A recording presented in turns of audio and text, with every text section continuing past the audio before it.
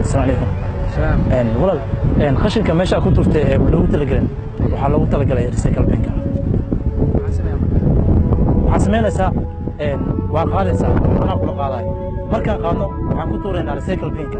oo ah meesha loogu talagalay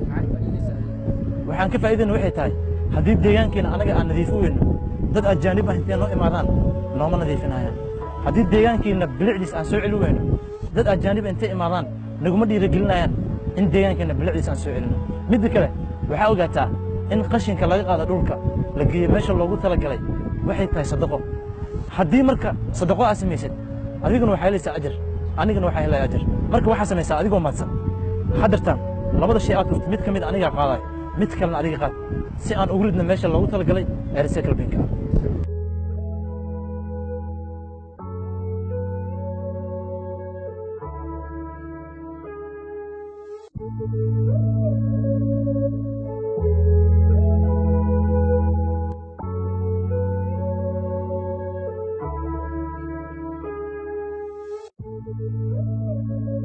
وما سنتاي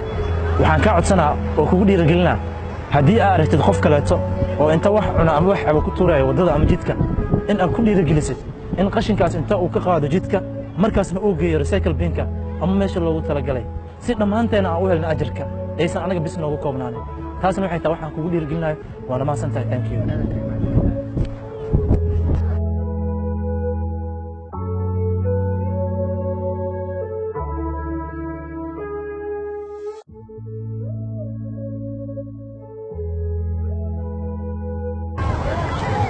khashinka adig ma inta ku tuuro